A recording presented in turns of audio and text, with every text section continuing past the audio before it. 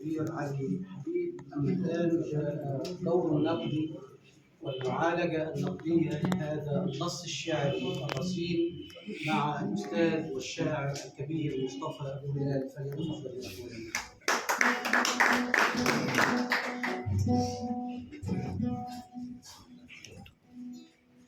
بسم الله والصلاة والسلام على رسول الله. كل عام وحضراتكم جميعا بألف خير. سعداء أيام سعادة بتواجدنا في بيتنا الكبير فرع الطلاب العام تحت مصر وسط الدولة. سعيد بتشريف حضراتكم جميعا وصحبتكم بنا كامل الأفاضل واحدا واحدا حتى الحروف الأحد. عمرو عامر يعني أنا بشوف إن هو دي رؤية متواضعة لصديق أكثر من كونه شاعرا، إنه هو شاعر عامية متحقق له بصمة وله شكل مختلف متفرد موجود على الساحة بقوة، ليست القوة التي يعني اعتدناها في المحافل الكثيرة المترامية، لكنها القوة التي يقتضيها كل شاعر متبصر سواء كل عليكم السلام ورحمة الله. أنا سأقرأ يعني ما كتبت منذ فترة عن باكورة صديقي أو مجمل أعمال صديقي التي وردت. أرجو أن لا أكون شاقا عليكم أو عليكم أو عليكم. لا يعني الله هو عمرو صديق يعني سامحني إن شاء الله ما فيش حاجة تزعل يعني. ليس إلا شكا يساورني في قدرتي الهشة على الاستقراء والمكاشفة حال تصدي لعقد هدنة رؤيوية لقراءة أعمال صديق، مع الاحتراز الكامل لما سيشوب هذه الرؤية والقراءة من عوالق مدح الروح وتوأمة النفس. لكن غالب ما يخرج الواحد منا من حرج النقد أن داعيه طلب إليه وارتجى منه القسوة، فالقسوة من مستلزمات الحب، ومن يك حازما فليقسو أحيانا على الله. لكنك يا صديقي رأيت في ما لم يكن لي في حضرة ذوي القوة والسلطان، لأنه صعب أن الواحد يجلس مجلس الناقد إلى جوار النقد وأصحابه ونحن لا زلنا نتحسس الطريق رويدا. ولا أريد أن تقول بعد هذه الليلة لمن أخفق منا في قراءتك وما كان لي عليكم من سلطان إلا أن دعوتكم فاستجبتم. المهم أنني اعتدت الثرثرة طويلا قبل مطاولة النجم أو ملاحقته، ربما لعدم قدرة أو قصر ذات يد أو ضيق أفق، لكن الأمر أعتقد أيسر بكثير مما كنت أحسب. هي أوراق الروح التي ما اعترتها أية شائبة من ادعاء أو تملق، هي تفاعلية الشدو مع الشجو والأنفة مع الانحناء، هي ضوابط تحكم العالم، عالم الإبداع الخلاق، هي سبيكة من الذهب بيد جواهري يعرف مقاس القرط والعبد أو القرط والعبد، وعلى أي جيد يستطيع تدليته. فقط هي كلها حالات اضطرار، حيث دوامات الحياة ومكابداتها تأخذه أخذا لا مرد له، ولا تأتيه القصيدة إلا اضطرارا حال اتساع الخلوق على الوقاع البدأ، فما بها إلا استحداثها إلا استنجادها بهذا الصناع الحياك الذي لو احتشد احتشاد البعض بيده مع ذراعه لصار نموذجا ضخما لفراغة الفكر واختلاف الدماغ. كل مشاكله وهمومه اضطرارية حولت الاضطرار من وكثرته وإلحاحه إلى سنة مؤكدة، حيث لا يمكن أن يخرج الوطن والدين والأولاد والحبيبة والبحر والجيش والعسكر والإخوان والقصيدة وكل هذه المقدرات والمعطيات عن فرضية التعايش والتداخل الذي نقرأه عنده أو في قصائده التي تتماس بالضرورة مع كل ما ذكرت، إلى ضرورة عارضة إلا إذا كان قادرا ممتلكا مجددا ليس بشكل اضطراري. إياك تسلم لفة الأحزان للدوامات في البحر لتشدك. تسلم لفة الأحزان للدوامات في البحر لتشدك. خلي الحبال في إيديك وما تسيبهاش لحسن خيالك يسحبك ضدك في ذاتك واللي ليك براك. تستطيع أن تجمل تجربة عامر الشعرية كاملة ومجزأة أو مجزوءة في هذه الحالة، حالة الحذر الذي يعيش الشاعر مخاطبه ويعيش الشاعر مخاطبه أو قارئه الضمنية على طول أروقة الديوان فيه. إياك أن تفعل كذا أو تترك كذا أو تأخذ كذا حتى لا يحدث كذا وكذا وكذا. حالة الحذر التي تمكن الخوف من قلوب السكينة وتقذف الرعب في أفئدة ضعاف الفهم والحس والوطن، تماما كما قذف في قلوبهم الرعب بكفرهم. الخوف لا يتأتى إلا من الضعف، والضعف ناتج حتمي للتقصير وعدم الوفاء بالحقوق وأداء الواجبات. أيضا الخوف نتيجة عدم التسلح وعدم الاتكاء على الذات وقوتها والاستسلام والتوكل على ذوات الآخرين الهشة، تماما كأعمدة الرخام حالة تحاول عزفا وغباء مطاولة النخل. أيضا خلي الحبال في إيديك وما تسيبهاش لحسن خيالك يسحبك ضدك. أية هشاشة تلك التي يصم بها نفسه أو قارئه؟ هل ضاقت مساحات الآفاق الرحيبة التي خلق الله للتطلع والمطاولة عن آمال وأحلام من خلق ليأمل ويحلم أو ليأمل ويحلم؟ هل ختمت الأنظمة على قلوب وأعين الشعوب المفرطة الغبية وصار لهم عذاب عظيم؟ هل استطاع هذا الردح من الزمن قسوة أن يحولك خيال ظل لا خيال لك ولا طموح؟ وإن كان لك فيا بئس ما اقترفت، لحسن خيالك يسحبك ضدك في ذاتك واللي ليك براك. هل جاءت هذه الجملة إجابة مقعية للغطرسة وعن جهة ما، حيث يقول إنك ضد نفسك حال إكراهها على البغاء، وإنك تقتر على نفسك وتكرم غيرك ليس إنك غيرك. البغاء هنا هو إكراه ذائقة عارفة ضاق بها المال على الانبطاح على أسرة خواء النخوة مجردة لالتقاط القوت رغم قدرتها على الموت شرفا دون لقمة الفرح. هل تخلو مؤسساتنا راعية الثقافة من دعارة الثقافة؟ مهم جدا أن يفتح الشاعر لنا مساحات التساؤل والتداخل حول أراجيزه المدورة، وأنه يصدرها في شكل مسلمات أو نظريات غير قابلة للشك، حيث الجمل الخبرية لا استفهام فيها ولا شك ولا اضطراب، هي حقائق قاطعة يناط بسماعها ذو الأعين والرؤى، لكنك يا صديقي آسفا تحسبهم أيقاظا وهم رقود. البداية عند أيقونات الجسم والروح في الذات الكبد يوسف سيف الدين اللذين طوقا عنق أبيهما بوافر العنق وشديد الشقق،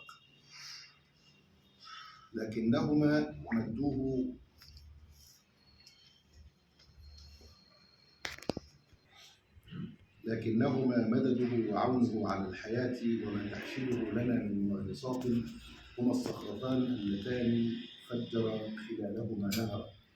لذلك يتوسل بلاده إلا ألا تعاملهما ما عاملته ولا تحملهما ما لا يطيقان حمله. هو اتبع بيروقراطية كمالها في نمطيتها، هو النظام الوحيد الذي يجب أن يهتدى. جاء بقصيدة تالية لولديه لابنته نديم وهي صغيرته التي جاءته كالملائكة وهو قائم يصلي في المحراب. جاءت هالة نور حين شعت الدجية في الفلك، لذا كانت عيونها شباكين من نور.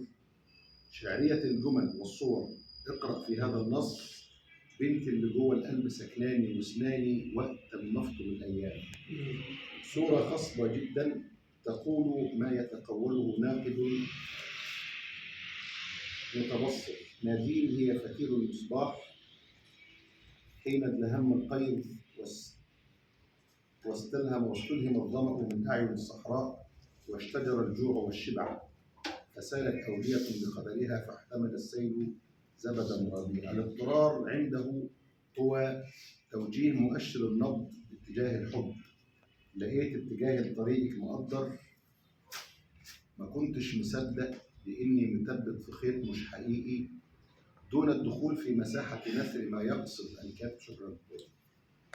أشير فقط إلى انعكاسات علاقة ما بين اثنين من البشر وتداخلات محتويات الذائقة والثقافة في تصنيف نوع العلاقة والوصف الدقيق لمجريات أحداث التجربة، رصداً شعرياً فنياً بشكل مغاير وملامس أو متماثل مع وقائع ومفردات الحياة اليومية، ومتماهل مع تعاملات البشر، مثلاً الوصول، الطريق، العش، الراديو، الساعة، العقرب، تردد موجات صلاح سالم وغيرها.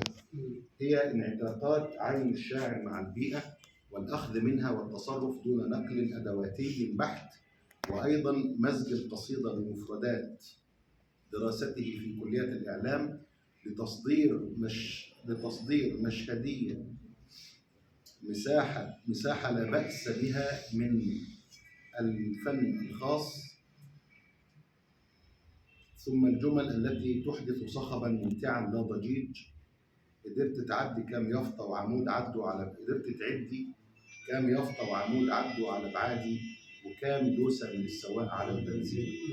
تكاد تتمايل طربا حين تسمع هذا العزف البسيط الأخاذ دون أدنى كلفة أو نحت، ما يؤكد على خلو ذهن الشاعر من التفلسف ومحاولات ثني ذراع أو عنق الكلمة لإكسادها شاعرية كاذبة منتحلة، ما يؤكد أيضا على وجود فلسفة خاصة به ربما يصعب على الكثيرين منا تملكها. هي السهل الممتنع أو الممنوع، المنصرف أو البسيط العميق. الشعر عنده عارض تمليه عليه حالة لا يحتشد له فتأكله بثرات الماء، ينحت بإزميل الطين على صفحة الماء، ويا لصعوبة نقش الماء أو الحجر. الاستخدام غير المزمع لبحر أو بحرين ذوي إيقاع سريع يتوافق جدا مع تعاقبية الرصد وتلاحم المواقف والمشاهد. شكل سينمائي أو قل مشهدي يدخل المتلقي مباشرة إلى بهو المسجد، وربما يصعده منبر الخطاب وكأنه يعطيه مساحة للتبيين بديلا عن صاحب البيان الحقيقي، حيث يمتزجان روحا وذائقة الكاتب والقارئ. مثلا في قصيدة الموت والخوف، والوقائع والحقائق القاطعة كما ذكرنا متماهية جدا مع استخدامه لبحر متدارك حتى يضيق عليك مساحة التدبر حتى تستطيع ملاحقة السرعة ومتابعة تطورات اللقطات والمشاهد، فهو ذكي فطن يعمد إلى خصوصية الرؤية ويضع حداً بين مشاركة القارئ الفهم وسطوته على مقدرات رؤية الناص الخاصة. الموت والمطر النازل يغسل وش الخوف مشهد، ويطهر جرح شهيده مشهد. الموت مشهد، وصراخ ونواح وزمان مشدود تجاعيده. مشهد آخر: الثورة في قصيدة الموت والخوف هي المائدة العامرة التي أعدتها أيادي الكبت مع القمع يدا بيد. الفقر والثراء، الاحتياج والرغد، كل هذه الأيادي اجتمعت على خوف واحد إزاء مخيف واحد، اجتمعوا في بوتقة واحدة ليفردوا تجاعيد الزمن على ملاط محبة ودأب. ائتنسوا بالأرض والعصفان، لكن بينهم طبعا من اجتمع على تفريقهم واقترب لإبعادهم، وبإيده يحمي وبإيده يخبي قناع الزيف. وأيادي الشر تريد إسقاط الوطن الحر، والحر يريد إسقاط المملوكية.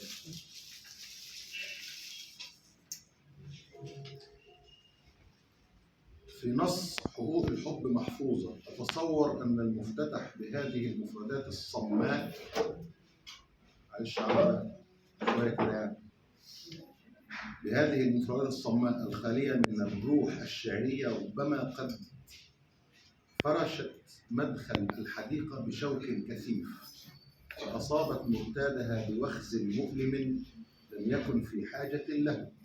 فهو ليس قرص نحل برءا من سقم الماء، هو وخز شوك لإرجاء لا رجاء منه.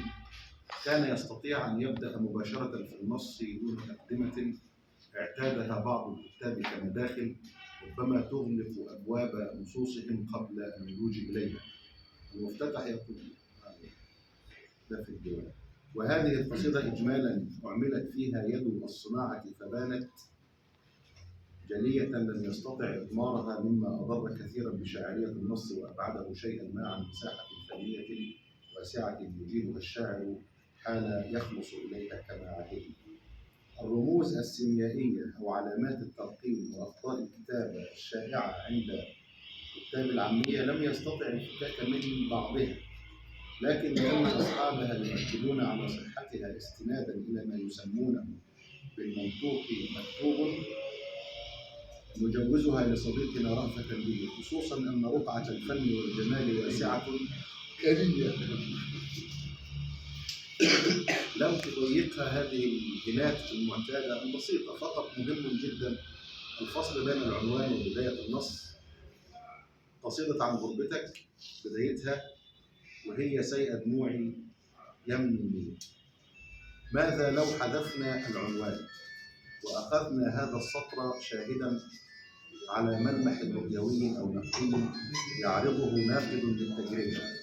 هل ستصبح الجملة مكتملة أم منقوصة؟ كان يجب عليه أن يبدأ بعيدا عن العنوان ليقول: عن غربتك وهي سيئة دموعي يمني. بعضنا يظن هذه الأشياء ثانوية لا قبل لها بنجاحات أو إخفاقات اللوحة. أقول: كيف بلوحة دافنشي دون إطار محكم؟ ألا تفقد بعض اختلافها؟ ثم القصيدة من فرائد عقد الجمال، اقرأوا، هي الدليل إن الحياة أقرب لشوف أعمى، وإن اللي حضناه الكتب أكذب ما بتعيشوا الحياة. عن غربتك، شايفك بتحرق حرق في الأوراق وبتسبق الطير المهاجر قبل الفراق، وهكذا ليصل إلى إقرار حقيقة من حقائقه التي يصدرها على طول الوقت، إن الصبا مش حزن بس، في ناس بتترقص عليه. يعني مصائب قوم عند قوم مراقصه. ربما تكون رسائله إلى الشيماء مثابة تنفيثة للضيق أو استلهام الفرج من ثنيات الكرب، رسائل موثقة بدفء شاعر وصوت خافت عف هامس، لكنني لم أتذوقها جرعة حتى تقسمها لغير وازع من دراما. أعني أن القصيدة كلها حدث ذهني لدى الشاعر، طوف الشاعر بدماغه في أرجاء قلبه حين دعاه فلبى، ثم قال قولته واحدة أو مضمنة معنى واحدا. لم يفد كثيرا تقطيع النص إلى مقاطع دون انتقال من حالة لحالة أو من داخلي إلى خارجي أو غير ذلك، أعني أنك لو قرأت النص كاملا دون تجزئة لما اختل عندك عامل من عوامل التواصل أو الفهم، إذا فما الحاجة للتقطيع؟ مقطعه ازاي معلش يا أستاذ؟ قراءة طويلة. لا هو مقطع النص مجزء مقاطع. عامل مقاطع يعني. هي القصيدة على بعضها بتشتغل على معنى واحد وفن واحد وهي واحدة، وهو عامل تقطيعات ما فادتش ما فادتش عشان يغير في الرأي. طب ما نسمع تطبيق وبعدين نرجع. اسمع يلا.